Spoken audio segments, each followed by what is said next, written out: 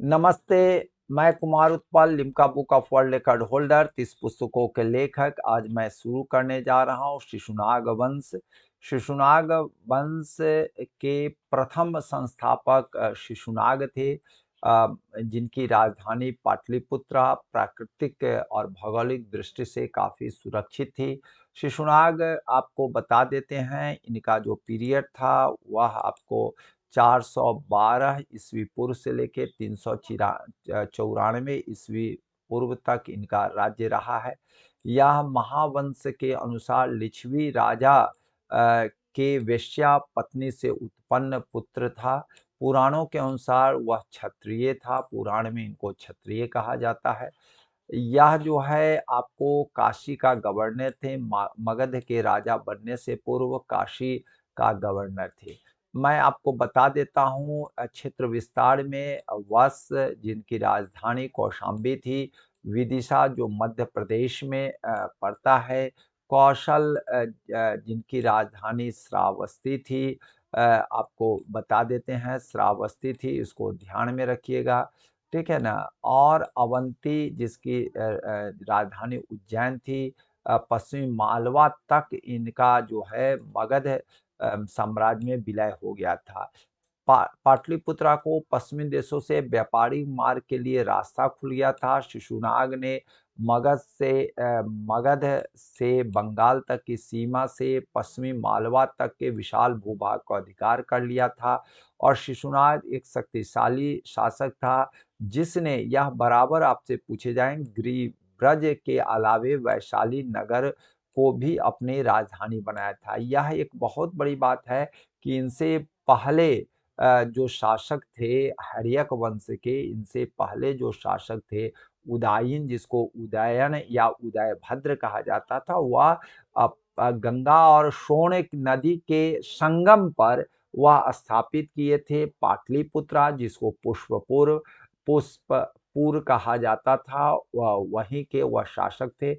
तो उस समय वह आपको बता देते हैं राजगृह से वह लाए थे पाटलिपुत्रा। उनसे पूर्व उनके पिता जो अजातशत्रु थे, वह राजगृह से ही शासन करते थे, उनकी राजधानी वो थी। और उनके पिता जो थे वो भी आपको बिंबिसार जो हर्यक वंश के संस्थापक थे, वो भी राजगृह से करते थे। तो आपको बताते हैं उदायन जो पाटलिपुत्रा में लाए थे, तो वह अपनी राजधानी जो है सो नहीं पाटलिपुत्रा में रखी, बल्कि वह पुराने जो आपको राजधानी थी उसी राजधानी पर उदयन, उनसे पुराने तो उदयन थे, उदयन जिनको कहा जाता था, उनसे पूर्व अजातशत्रु और बिंबिसार जो राजगृह से या आपको राजधानी से राज्य करते थे, वहीं पर स्थापित किए और दूसरा वैशाली में किए। तो दो जगह वह राजधानी बनाए थे। यह प्रश्न बार बार परीक्षाओं में बीपीएससी यूपीएससी में पूछे जाते हैं, इसको ध्यान में रखिएगा। मैं आपको बता रहा हूँ, इसका एक्सपेंशन के बारे में चर्चा कर देना चाहता हूँ, राज्य विस्तार की चर्चा कर दे रहा हूँ। यहाँ पर जो हमने कोर रीजन बताया है, तो कोर रीजन में क्या था, राजगृह कोर रीजन में था। बाद में यहाँ पर हर्यक वंश के जो आपको बिंबिसार जो संस्थापक थे, वह आपको बता देते हैं, आपको दिखा देते हैं, या पाटलिपुत्रा और चंपा दोनों को उन्होंने बना करके इतना क्षेत्रों पर राज किए। लेकिन आपको आगे चल के अजातशत्रु ने इसको बढ़ा करके आपको श्रावस्ती कौशल से बढ़ा करके काशी वगैरह सब लेकर के यह राज्य विस्तार किया था। लेकिन आपको बता देते हैं कि शिशुनाग डायनेस्टी के शिशुनाग थे, ठीक है ना। और उनके पुत्र कालाशोक थे, वह बढ़ा करके वत्सा को भी इसके इंक्लूड कर लिया, और आपका विदिशा भी इंक्लूड कर लिया जो सेंट्रल एमपी में है, और अवंती को भी स्थापित कर इतना दूर तक फैलाया है। यह बात मैं फिर आपको बताने जा रहा हूँ। देखिए पूर्व में राजगृह था, जो बिंबिसार के पिता के समय राजगृह था, लेकिन ब्रह्मदत्त को हरा करके बिंबिसार आपको चंपा तक के क्षेत्रों को यह कर लिए थे। तो यह बिंबिसार का था, हर्यवंश के संस्थापक थे। लेकिन उनके पुत्र ही क्या किए कि काशी वगैरह को जीत करके वह अपने में बनारस में से आपको बनारस को जीत करके वह आपको काशी श्रावस्ती को जीत करके यह आपको बड़ा साम्राज्य कर लिए थे।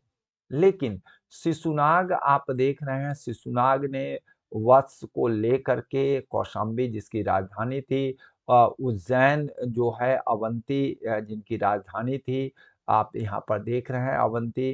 अवंती विदिशा जो सेंट्रल एमपी का केंद्र था, राजधानी थी, वो इतना लेकर के वह बनाए थे। तो यह जो है आपको ध्यान रखिएगा कि इनका एक्सपेंशन जो है सो बहुत दूर तक हुआ है। वो उसका भी एक्सपेंशन और भी नंद डायनेस्टी, इनके बाद वाले डायनेस्टी जो हैं नंद वंश के लोग बढ़ाए थे। तो इसको ध्यान में रखेंगे, बहुत महत्वपूर्ण है। मैं आगे बता रहा हूँ कालाशोक के बारे में। कालाशोक का एक और नाम है, आपको काकवर्ण कहा जाता है। काकवर्ण, कालाशोक बहुत सारे बच्चे नहीं जानते हैं, कि सोचते हैं कि अशोक का ही नाम है क्या? जैसे अशोक का कई नाम था, चंडाशोक भी कहा जाता था। तो वह जो है काला शोक है क्या? तो नहीं, यह काला शोक है। मीन्स यह देखने में कुरूप थे, ठीक है ना? काले वर्ण के थे, इसलिए काक वर्ण भी कहा जाता है। और काला शोक मीन्स काला जो है शोक का प्रतीक, वैसे भी काला शुभ का प्रतीक नहीं होता है, इसलिए काला शोक कहा गया है। पुराणों में काकवर्ण कहा गया है। इन्होंने 28 वर्षों तक शासन किया, 394 ईस्वी पूर्व से 366 ईस्वी पूर्व तक। ये भी अपने पिता की तरह ही बनारस के गवर्नर थे। जब शिशुनाग उस समय राजा थे, ठीक है ना, तो बनारस के गवर्नर थे, ठीक पिता के समान ही। इन्होंने भी राजधानी परिवर्तन किया है, लेकिन इनकी राजधानी परिवर्तन जो है उदायीन के द्वारा स्थापित पाटलिपुत्रा में स्थापित किया, और दोनों जगह पर नहीं रखे जो इनके पिता शिशुनाग ने राजगृह और वैशाली को किया था। यह आपको उदयन की तरह जो हर्यक वंश के शासक थे, उनकी ही तरह यह पाटलिपुत्रा में स्थापित किया। और पाटलिपुत्रा मगध की राजधानी अब हो गई, और यहाँ जलदुर्ग किला था। मीन्स किला के चारों तरफ आपको जल से आपको यहाँ जल चारों तरफ फैलाया हुआ था, जिससे, और यहाँ पर दुर्ग था, इसलिए बड़ी ही सुरक्षित माना जाता था। और चारों तरफ से जल दुर्ग होने से यह बहुत महत्वपूर्ण और बड़ा सुरक्षित और अभेद्य किला के रूप में जाना जाता था। मैं इनके समय की एक बहुत बड़ी बात मैं बताने जा रहा हूँ, वह है द्वितीय बौद्ध संगति। कालाशोक के शासनकाल में उनके संरक्षण में सब्बा कामी, ठीक है ना, सब्बा कामी की अध्यक्षता में बालुका राम वैशाली में बालुका राम में आपको 383 ईस्वी पूर्व में द्वितीय बौद्ध संगति का आयोजन हुआ।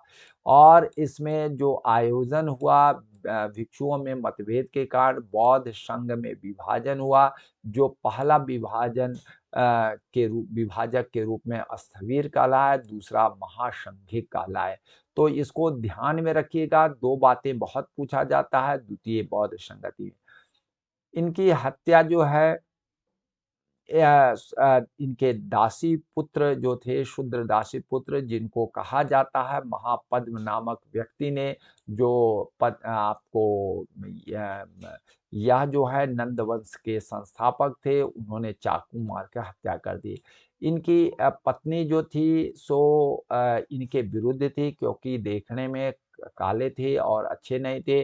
तो कहा जाता है, बहुत सारे इतिहासकारों ने कहा कि महापद्मनंद से इनकी पत्नी का आंतरिक संबंध था, जिसके चलते इनकी पत्नी और महापद्मनंद मिल करके कालाशोक की हत्या कर दी। महाबोधि के अनुसार कालाशोक के 10 पुत्र थे, जिन्होंने मगध पर 22 वर्षों तक शासन किया है।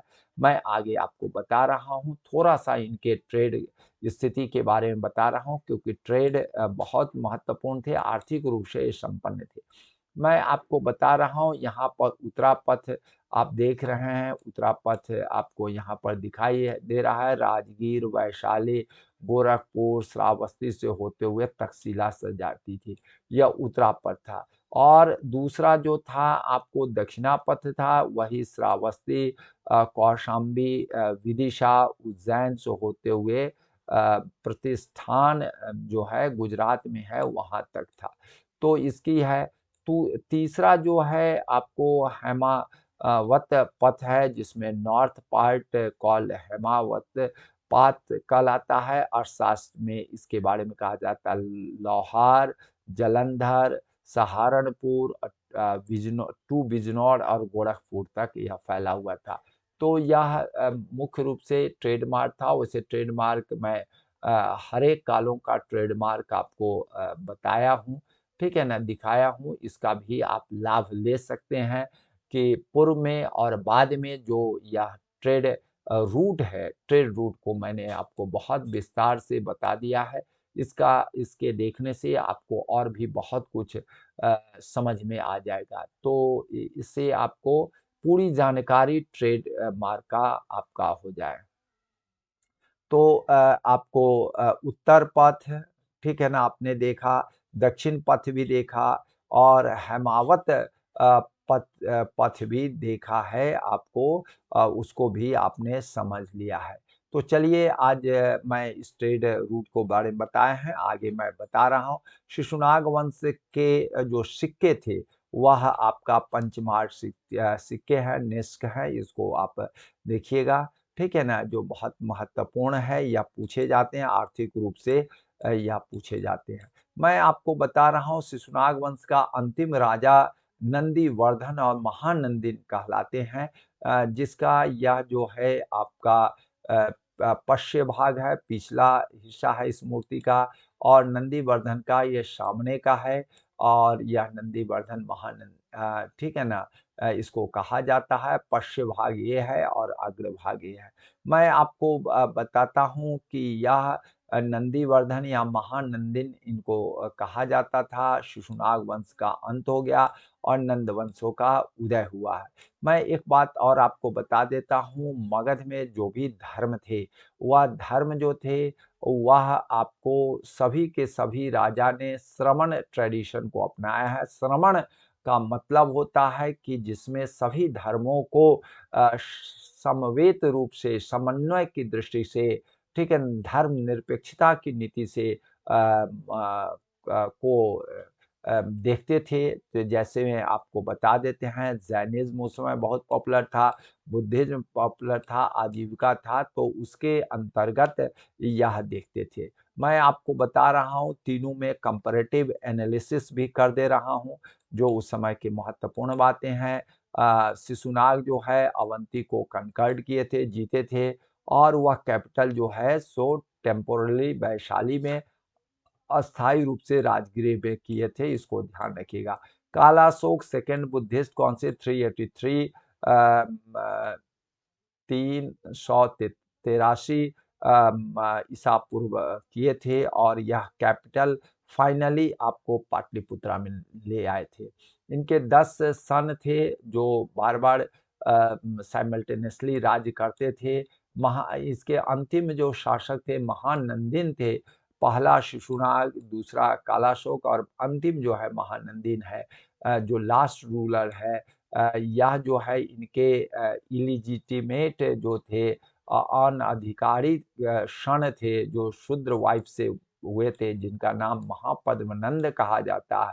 इनको यह मार दिया और इस वंश की खात्मा होगी। तो आज मैं शिशुनाग वंश के बारे में बतलाया हूँ, आगे और भी चर्चाएं करेंगे। आप मुझसे ऑनलाइन और ऑफलाइन भी पढ़ सकते हैं। जय हिंद, जय भारत।